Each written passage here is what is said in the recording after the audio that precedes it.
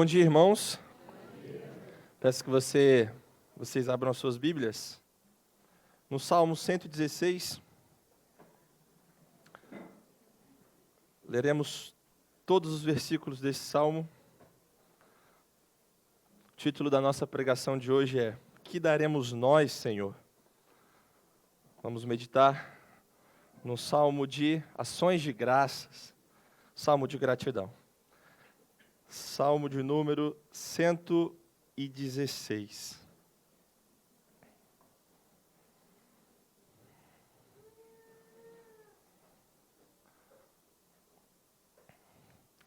Salmo de número 116.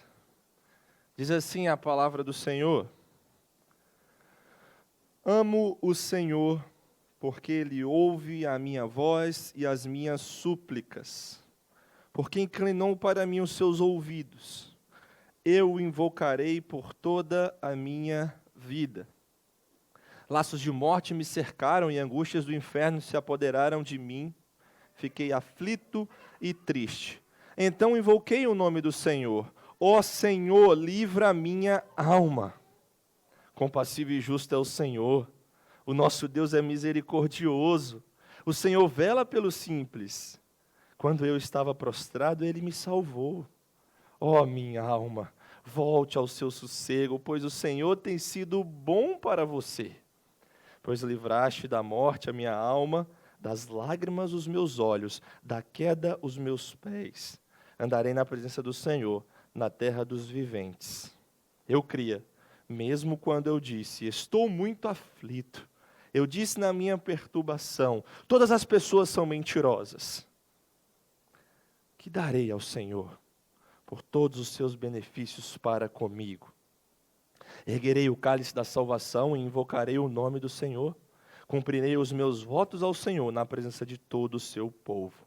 Preciosa é aos olhos do Senhor a morte dos seus santos. Senhor, eu sou de fato teu servo. Eu sou teu servo, filho da tua serva. Quebraste as correntes que me prendiam. A ti oferecerei sacrifícios de ações de graças, e invocarei o nome do Senhor. Cumprirei os meus votos ao Senhor, na presença de todo o seu povo, nos átrios da casa do Senhor, dentro de suas muralhas, ó Jerusalém. Aleluia. Amém? Vamos orar mais uma vez? Aqui está a tua palavra, Pai, e aqui está o teu povo também, desejoso por ouvir mais a respeito de quem o Senhor é e daquilo que o Senhor nos revelou. Dá-nos iluminação, Deus, dá-nos graça e nos conduza nesse momento no nome santo de Jesus Cristo. Amém. Entenda isso. Nós somos ao mesmo tempo pequenos e imensos. Não somos nada mais que barro moldado que recebeu fôlego, mas não somos nada menos que autorretratos divinos, a arfar e ofegar ao longo de cordilheiras de arcos narrativos épicos preparados para nós pela própria palavra infinita. Encha-se de orgulho e gratidão, porque você é pequeno e recebeu muito. Encha-se de orgulho e gratidão, porque você é pequeno e recebeu muito. Eu li um trecho do livro Morrer de Tanto Viver, do Nathan Wilson. Gratidão, irmãos, é um tema valioso para mim, e é valioso porque é difícil. Meu coração pecador não exerce isso com naturalidade. É valioso também porque é uma preciosidade, é algo necessário. É a resposta correta para uma vida cheia de dádivas que eu recebi do Pai. E uma das pessoas que tem me ajudado a perceber mais sobre isso tem sido o Nathan Wilson, esse teólogo que eu acabei de ler. Ele tem me ajudado a olhar e ver que o mundo todo é dádiva. Nós estamos constantemente sendo encharcados pela graça de Deus. E se você quer cultivar mais gratidão em seu coração, você precisa aprender isso. Vou citar mais uma frase do Nathan, agora em um outro livro. Ele diz assim: gratidão é fundamental, porque tudo é dádiva. Cada cheiro, cada segundo, cada dólar para o sorvete, gratidão por toda a história, do começo ao fim, gratidão até pelos vales e sombras que nos conduzem à página final do romance. E quando nós nos deparamos com o tema da gratidão, a minha pergunta a você é: como você reage a todas as bênçãos, a todas as dádivas que Deus te dá? Você é daqueles que acha que merece as coisas? E sim, claro. Nós sabemos que existe esforço, nós sabemos que existe trabalho duro, nós sabemos que existe honra, mérito, sim. Mas hoje, aqui e agora, eu quero que você perceba que as coisas que você tem em sua essência e abrangência vêm das mãos graciosas e pródigas do Pai. Você acha que merece as cores que você vê, com órgãos tão fantásticos que são os olhos? Você acha que você merece os músculos que você tem, que te leva a praticar esportes incríveis, a correr por aí, a andar, a se divertir, a trabalhar? Você acha que merece as leis da natureza, que ajustam, que ordenam o universo e propiciam a você um ambiente totalmente ajustado à vida, com temperatura, pressão, luz e gravidade, tudo cooperando para que você exista, para que você saia por aí e faça as boas coisas ou as burradas que você faz todos os dias? Você acha que você merece as chuvas, o sol, as estações, a comida, a cognição, a linguagem, a criatividade, as risadas, um sistema digestivo que funcione bem, principalmente nas festas de fim de ano? Você acha que você merece a moralidade? Você acha que você merece um banho quente, depois de um dia estressante de trabalho, com um corpo cheio de células sensoriais, que captam aquilo e levam lá para o seu cérebro, dizendo: relaxe, se acalme. Você acha que você merece queijo quente, chocolate, dose dupla de sobremesa, assistir pregação de John Piper no YouTube, no conforto do seu sofá, ouvir um dos sermões do Spurgeon, ou então ouvir essas pregações e comer dose dupla de sobremesa, ao mesmo tempo, no seu sofá? Você acha que você merece tudo isso? Quem foi que te disse? Quem foi que te disse que você merece ver a mamãe pássaro alimentar os seus filhotes? Quem te disse que você merece brincar com a borboleta colorida? Quem te disse que você merece a esposa que tem? Quem te disse que você merece o esposo que tem, os filhos? Quem te disse que você merece fazer parte do povo de Deus? Fazer parte da igreja? Quem foi que te disse que você merece o sangue derramado, o perdão dos pecados, a vida em abundância? Quem te disse que você merece a comunhão, que você merece essa comunhão, que você merece um café da manhã regado? Quem foi que te disse que você merece compartilhar das boas coisas que Deus fez em nosso meio e assistir a um vídeo relembrando todas essas coisas? Quem foi que te disse que você merece compartilhar da alegria com as famílias que receberam nenéns esse ano? Que você merece pegar eles no colo e sentir aquele cheirinho gostoso? Quem foi que te disse que você merece ouvir boa teologia? Quem foi que te disse que você merece participar da ceia do Senhor e cantar louvores a Ele? Tudo é dádiva, irmãos. Tudo é dádiva, ouvinte, visitante que me ouve hoje. Tudo é graça de Deus, desde a sua primeira respiração até o presente momento. Saiba de uma coisa: você é sustentado pela graça de um Deus bom. O universo é sustentado pela graça de um Deus bom. Ele não precisaria fazer isso, mas Ele faz. Nós merecíamos o inferno e toda a ira de Deus contra nós, Mas nós recebemos um irmão mais velho que paga pelo preço que nós deveríamos pagar e só nos deixa a bênção. Tudo é dádiva, é presente de Deus. E qual deve ser a nossa reação diante disso? Qual deve ser a nossa reação diante desses presentes? Gratidão. Porque nós somos pequenos e recebemos muito. E é isso que nós vamos buscar trabalhar nessa pregação. A minha longa introdução só quis te situar na batida certa da pregação da última manhã do ano de 2023.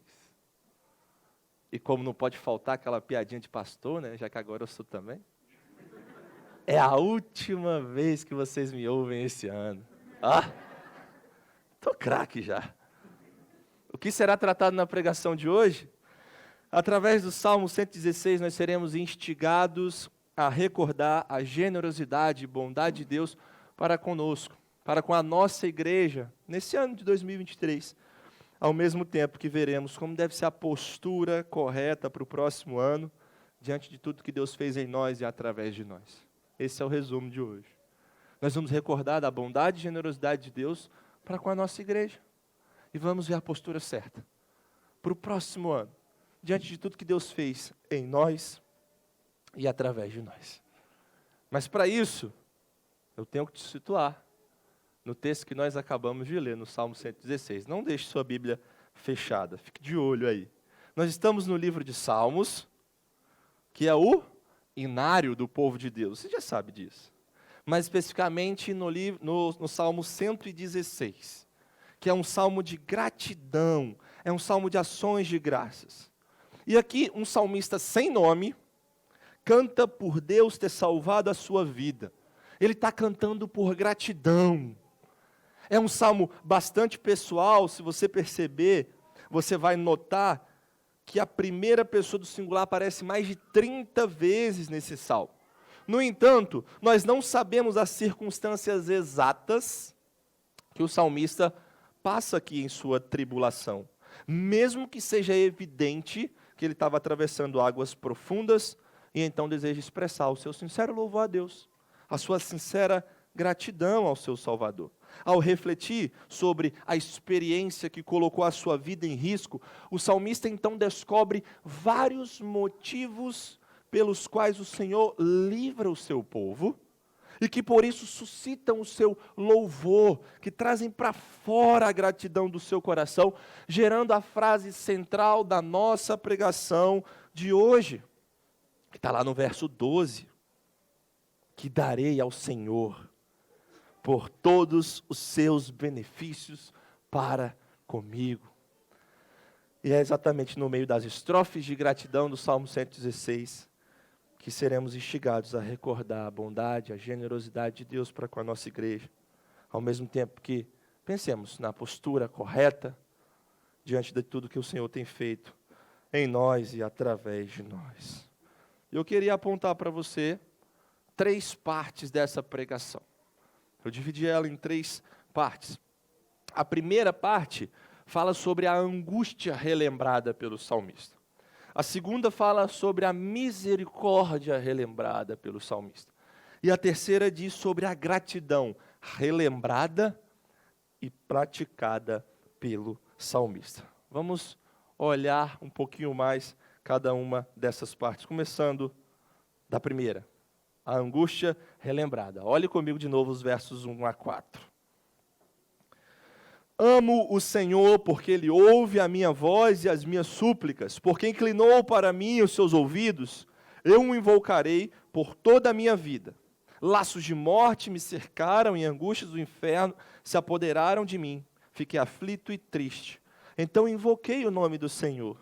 Ó Senhor, livra a minha alma.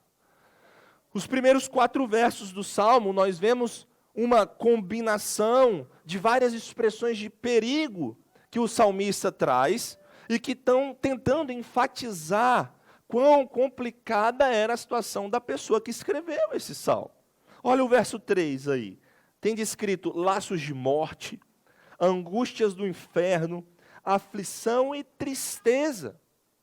E foi nesse tempo que o salmista clamou ao Senhor por livramento. Esse verbo livrar, que está aí aplicado no verso 4, significa literalmente, ajuda-me a escapar. Ele se via preso, sem saída, e então ele clama ao Senhor de forma desesperada por salvação. O salmista só tinha o Senhor, e é ao Senhor que ele dirige o seu pedido de socorro. De forma resoluta, ele diz, eu o invocarei por toda a minha vida, e é isso que ele faz. Ele sabe que só Deus pode livrá-lo, e é a Deus que ele está recorrendo aqui. Mas talvez você pense, Jonatas, por que relembrar da angústia num salmo de ações de graça? Por quê? Para que a angústia precisa ser relembrada num salmo de gratidão?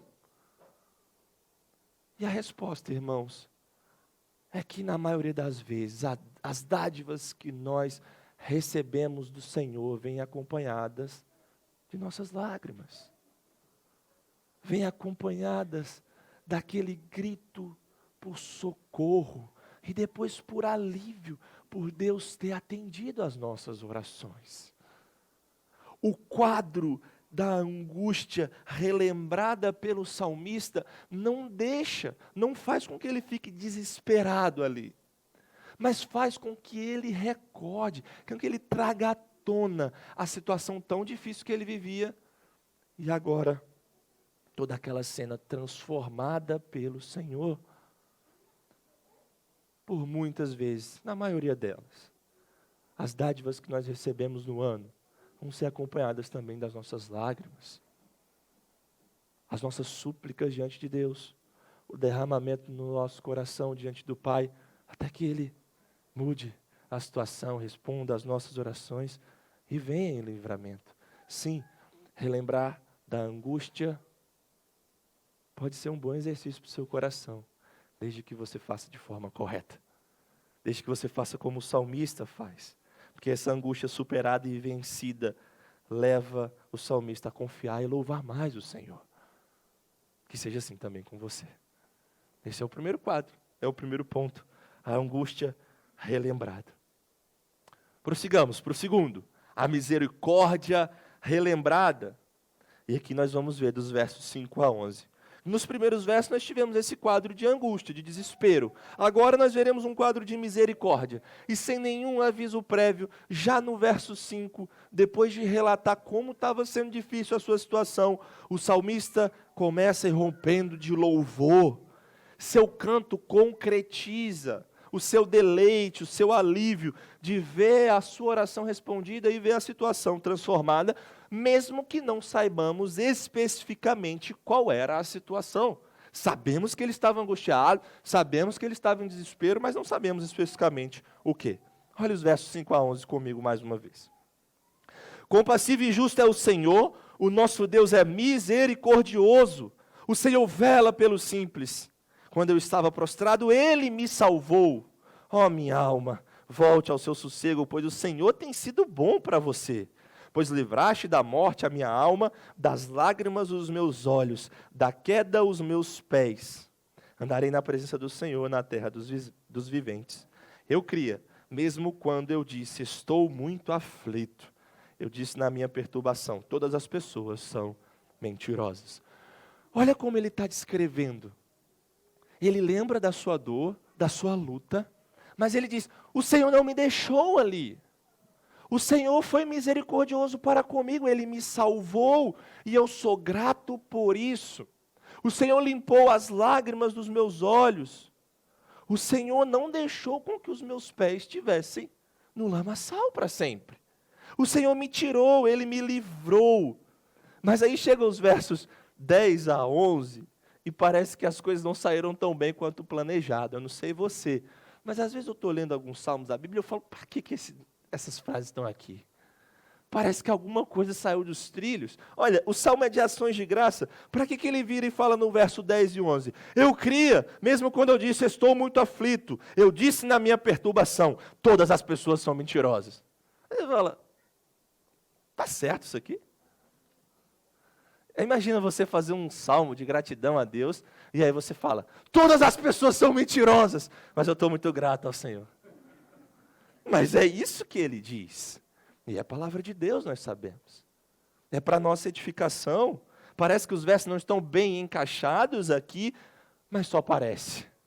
Porque eles estão no lugar certo e nos ensinam uma verdade muito preciosa que outros salmos também ilustram, que é se sentir esmagado, desiludido, e dizer isso, mesmo em tons de pânico, não é prova de que a fé esteja morta, pelo contrário, pode até comprovar sua sobrevivência.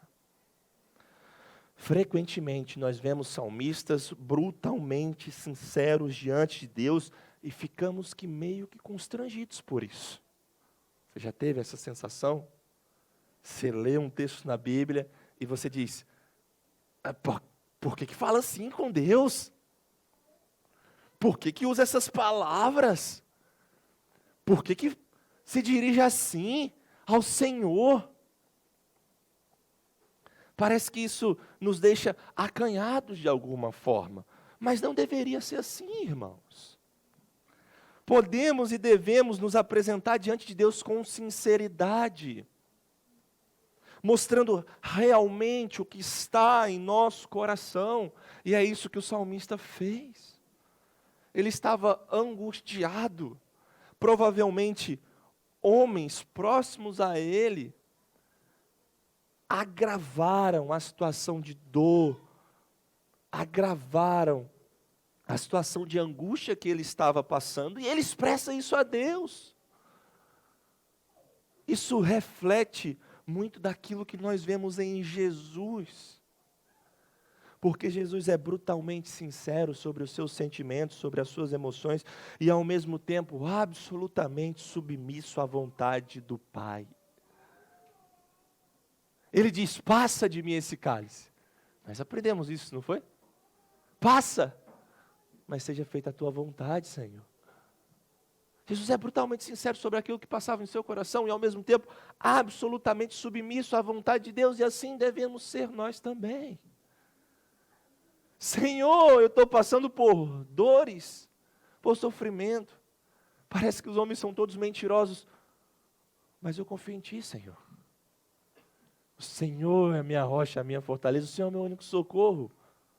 É assim que nós devemos fazer. E é isso que essa dose de realidade dos versos 10 e 11 nos ajuda a aprender e a colocar nas nossas orações e cânticos ao Senhor. E é com essa dose de realidade que o salmista fecha o seu quadro de misericórdias relembradas. Você lembra da primeira parte? Quadro de angústia. A segunda parte, um quadro de misericórdias relembradas, que vão suscitar o seu louvor e geram o terceiro quadro, que é a gratidão relembrada e praticada. E nós vemos isso dos versos 12 a 19. Olhe mais uma vez comigo aí a sua Bíblia. Que darei ao Senhor por todos os seus benefícios para comigo? Erguerei o cálice da salvação e invocarei o nome do Senhor. Cumprirei os meus votos ao Senhor na presença de todo o seu povo. Preciosa é aos olhos do Senhor a morte dos seus santos. Senhor, eu sou de fato seu servo, eu sou teu servo, filho da tua serva. Quebraste as correntes que me prendiam. A ti oferecerei sacrifícios de ações de graças e invocarei o nome do Senhor. Cumprirei os meus votos ao Senhor na presença de todo o seu povo, nos átrios da casa do Senhor, dentro de suas muralhas, ó Jerusalém. Aleluia! A última parte desse salmo, esse último quadro, nós vemos o movimento em direção ao clímax da gratidão, ao clímax das ações de graças. Um sacrifício que é oferecido a Deus e depois é devolvido aos homens para uma festa diante do Senhor. Veja, comentaristas têm apontado que dificilmente no Novo Testamento nós temos um vislumbre tão claro como este da graça recebida vida e da resposta humana praticada. Tudo nos termos mais simples e diretos. O que o salmista está tentando mostrar aqui é que ele recebeu muito mesmo sendo pequeno. E agora ele quer devolver, ele quer responder ao Senhor por todos os benefícios que recebeu. É por isso que ele diz, que te darei, Senhor. Que te darei por todos os seus benefícios para comigo. E antes que você se assuste, a gente precisa fazer uma pausa aqui e explicar algumas coisas. Porque você não deve entender esse texto como se o salmista estivesse tentando fazer uma espécie de suborno divino. Não. Ninguém pode surpreender a Deus com presentes. Não podemos dar nada a Deus que sirva como pagamento pela sua graça. Não é isso que o salmista está fazendo. Ele não está fazendo uma espécie de chantagem ou tentando dar a Deus uma retribuição barata por aquilo que Deus deu a ele. Tipo daquelas que você faz com seu irmão mais novo ou mais velho, dependendo, né? Ó, se você me der um pedaço do bolo, eu te deixo jogar um pouco no videogame. Ou quando você vai ficando mais especialista no pecado, aí você fala, se você contar para a mamãe ou para o papai aquilo, eu também vou contar aquilo que você fez. Não é isso que o salmista está fazendo aqui.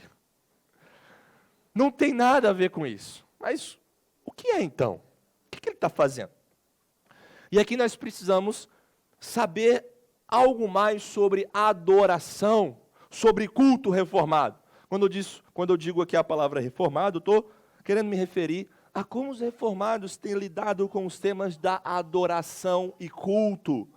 Claro que eles não tiram a doutrina da própria cabeça, mas tudo vem do ensino das Escrituras, e é por olhar para as Escrituras, para a palavra de Deus, que eles têm chegado a essas verdades. E a verdade que nós precisamos aprender é: Deus é o condutor e não espectador do culto. Isso significa que no culto Deus não é passivo. Claro que o culto é para Ele, mas é o Senhor quem toma a iniciativa e quem conduz a adoração. O Senhor age em nós, e nós reagimos a essa ação, e então temos um culto.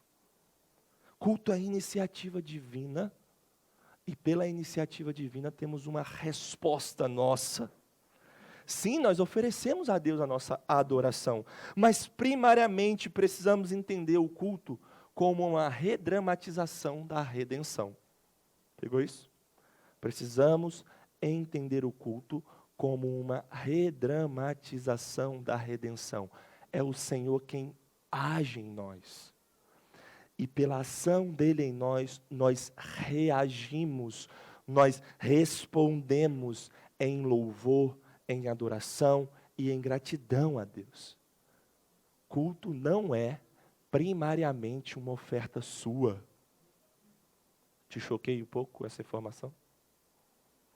Culto é primariamente a ação de Deus em nossas vidas e a nossa resposta à ação do Senhor. Deus é quem nos convoca a adorarmos. É Ele quem está buscando os verdadeiros adoradores. É isso que João 4 nos diz. É Ele quem está procurando os verdadeiros adoradores. É Ele quem age em nossos corações primeiros e nós respondemos a essa ação do Pai. E o que isso tem a ver?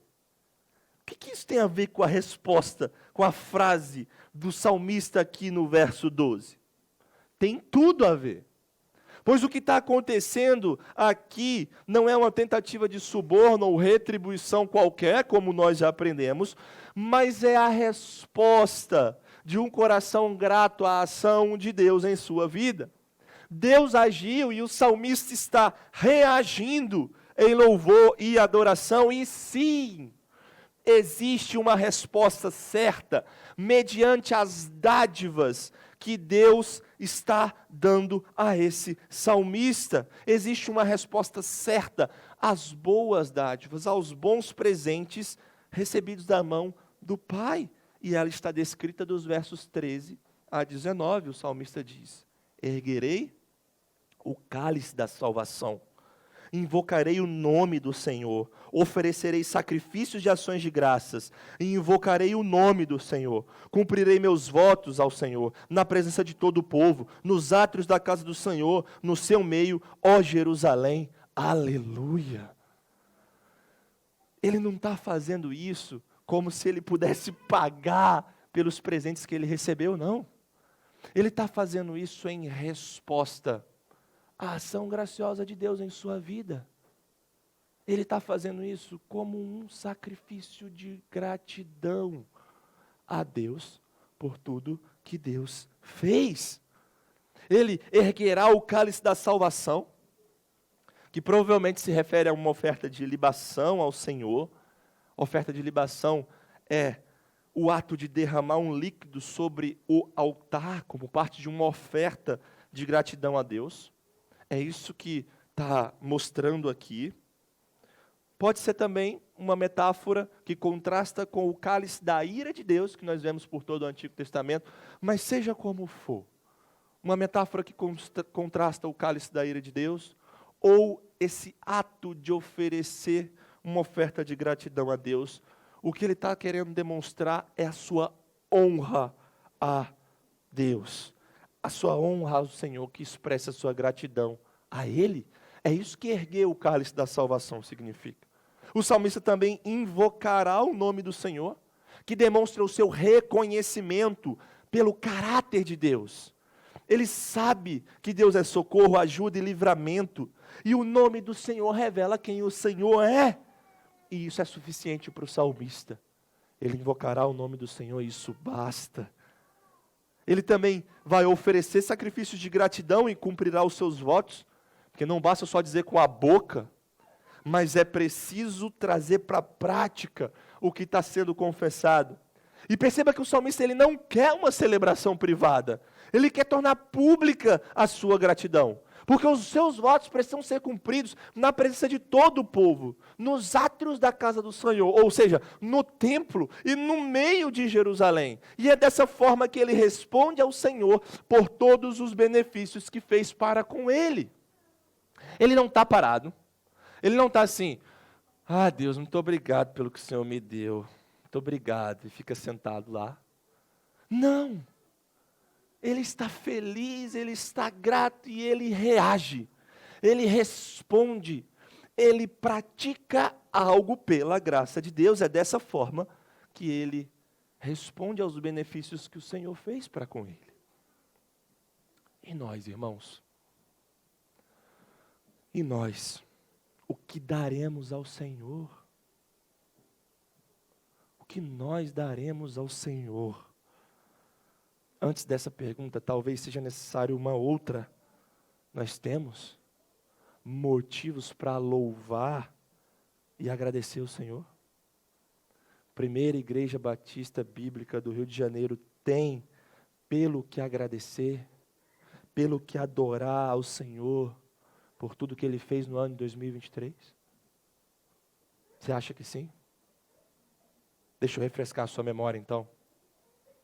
Porque nesse ano de 2023, a nossa igreja teve 102 cultos dominicais. Consequentemente, significa que nós tivemos 102 pregações de culto público. Foram 102 sermões cristocêntricos, feitos por pecadores, redimidos, e que visam somente a glória de Deus. Foram 46 aulas de EBD, tentando ensinar a vocês mais a respeito do Senhor. Nós temos ou não temos motivos para louvá-lo?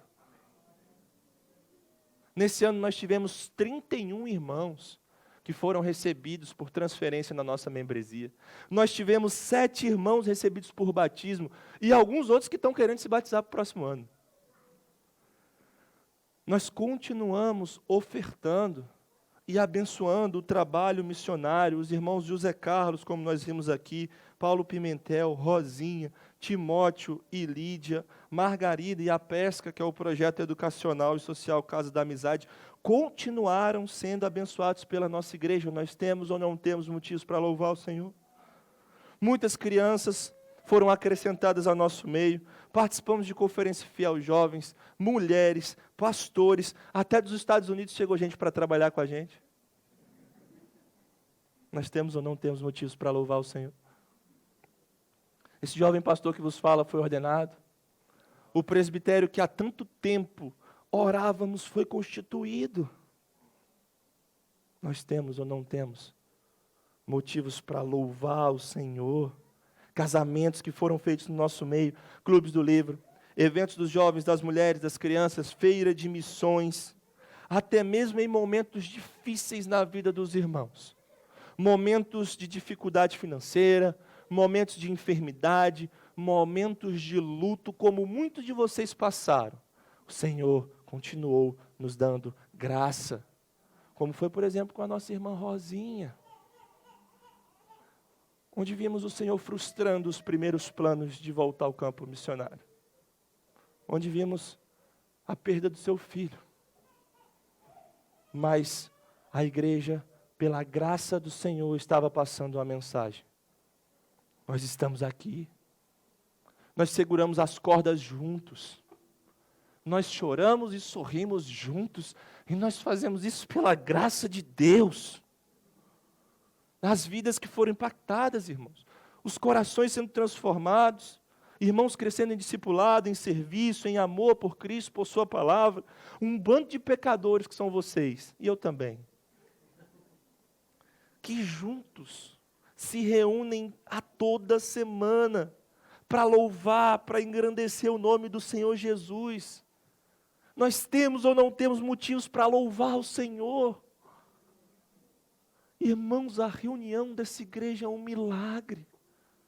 A comunhão dos santos é um milagre. Nós temos ou não temos motivos para agradecer a Deus? Ao nos depararmos com a quantidade, com o tamanho das bênçãos, muitas dessas que eu falei, muitas dessas que nós vimos, e muitas outras que não estão citadas aqui, nós devemos reagir. Que daremos nós, Senhor? Que daremos nós, Senhor? Porque somos pequenos e recebemos muito. Somos pequenos e recebemos muito, que nós te daremos, Pai. Então façamos como o salmista fez. Que a nossa resposta seja as 4 respostas do salmista no Salmo 116. A primeira delas, que continuemos a erguer o cálice da salvação. Que continuemos a honrar o nome do Senhor, sabendo que não precisamos tomar do cálice da ira. O cálice da ira não é mais nosso. Cristo bebeu, agora só nos resta o cálice da bênção.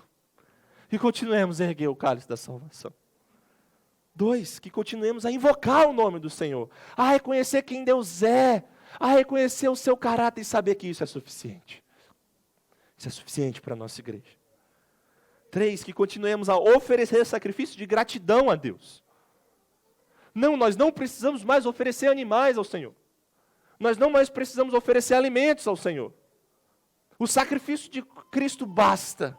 Mas nós devemos continuar oferecendo nossos corpos a Ele, as nossas vidas a Ele, o nosso tempo, as nossas lealdades, os nossos amores, que Deus seja o dono de tudo. Que continuemos a oferecer sacrifício de gratidão ao Senhor. E 4 e último, que continuemos cumprindo nossos votos na presença de todo o povo. Que continuemos dando um testemunho público para todos aqueles que estão à nossa volta, seja nessa comunidade, seja no seu trabalho, com os seus amigos, com os seus familiares, que continuemos respondendo à poderosa ação do Senhor em nossas vidas, que gera o nosso culto, e que esse culto seja agradável a Ele, que glorifica o nome de Cristo. Esse deve ser o nosso desejo, essa deve ser a nossa resposta e a nossa reação.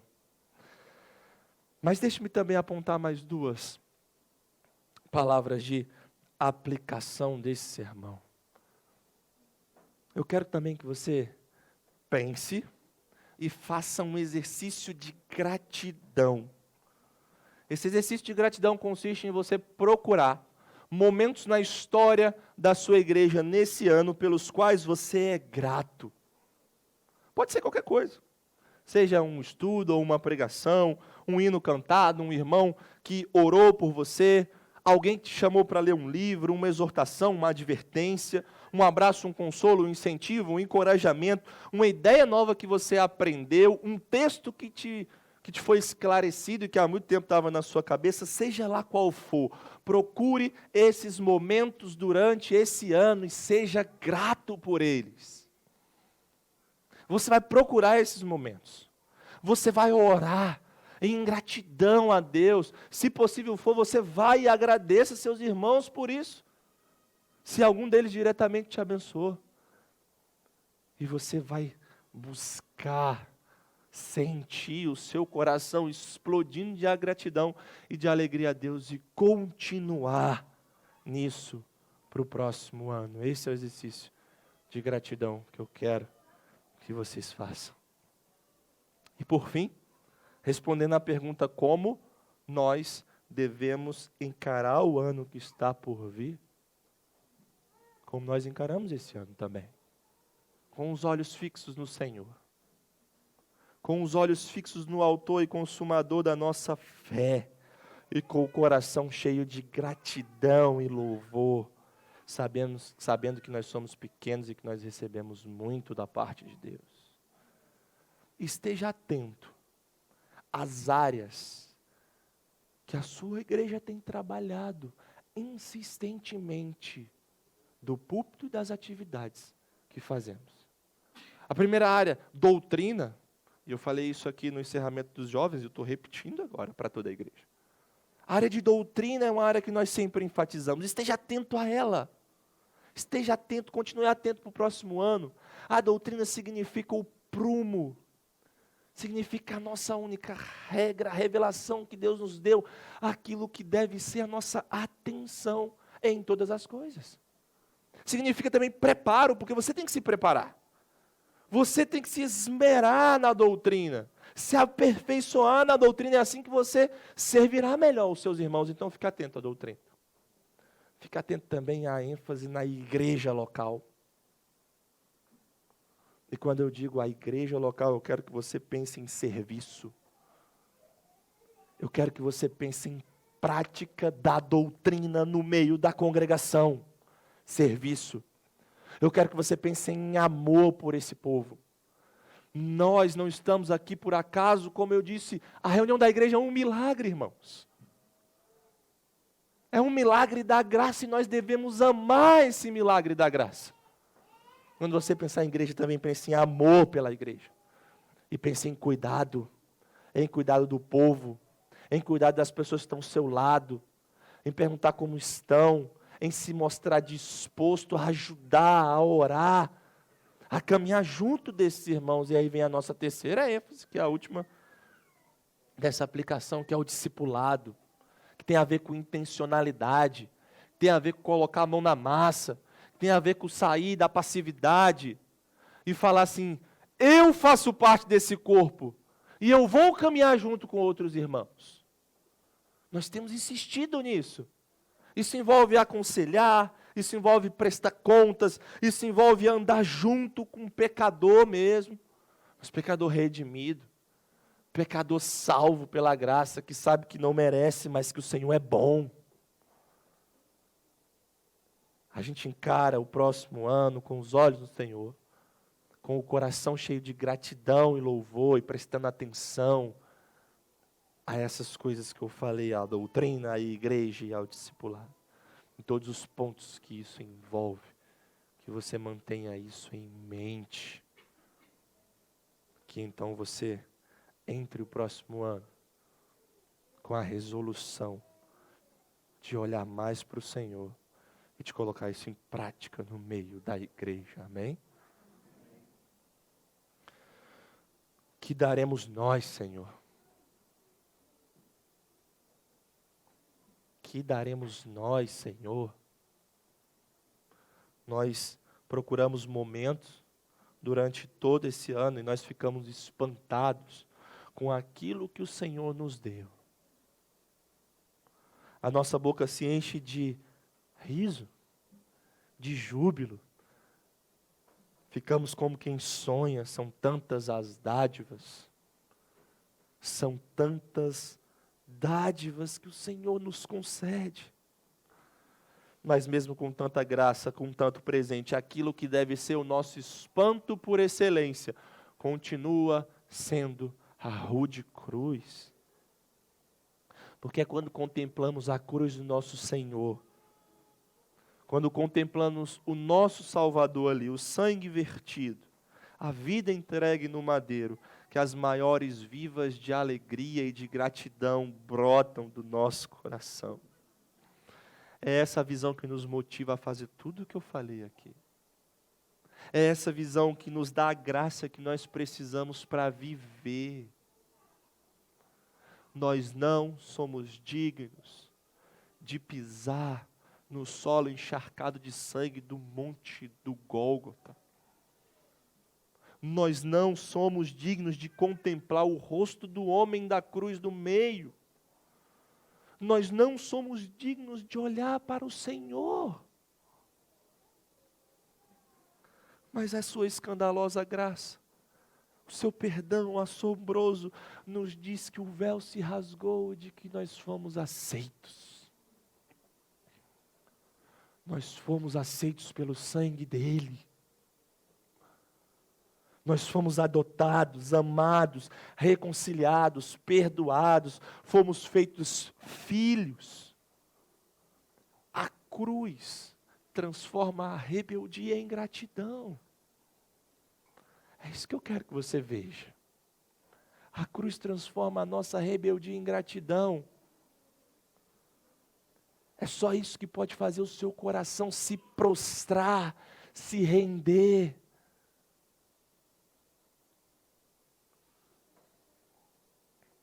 É só ela que nos faz enxergar a preciosidade do Evangelho e do nosso Senhor Jesus Cristo.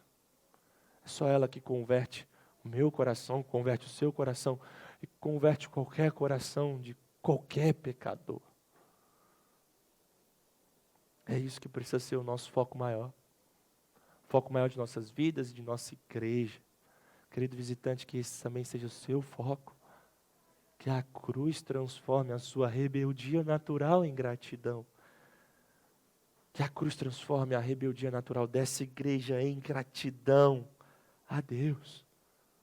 O Evangelho, a cruz e o nosso Senhor Jesus Cristo, que esses sejam sempre os motivos norteadores da nossa gratidão e do ano que está para chegar. Louvado seja Deus. Vamos orar. Curve a sua cabeça.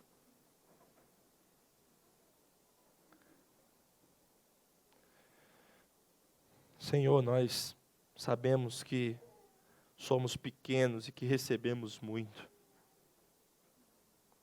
Não merecemos o ar que respiramos, Senhor. Que dirá o sangue derramado. Mas nós também te louvamos por isso. Por tamanha graça. Por tamanha dádiva. Nós te louvamos por todas as coisas boas que o Senhor nos deu esse ano. Nós te louvamos também por todas as lutas, por todas as dificuldades que o Senhor nos deu esse ano. Sabemos que todas as coisas cooperam juntamente para o bem daqueles que te amam. Para a nossa conformação à imagem do Teu Filho, Senhor. Que o nosso coração aprenda essas verdades, que estejamos rendidos diante da cruz que transforma a nossa rebeldia em gratidão. Que o Evangelho norteie a bússola do nosso coração e que também nos mostre o caminho nesse ano que está para chegar. Abençoe a nossa igreja, abençoe esse povo, Deus. Dá-nos a cada dia consciência de quem nós somos e de quem o Senhor é. Abençoe os visitantes que estão aqui em nosso meio, que o Senhor os edifique, que o Senhor console, confronte e abençoe cada coração. Que o Senhor esteja nos guiando, Deus, a responder corretamente à ação do Senhor mesmo em nossas vidas. Cristo seja honrado, que Cristo seja glorificado. Em nome de Jesus. Amém.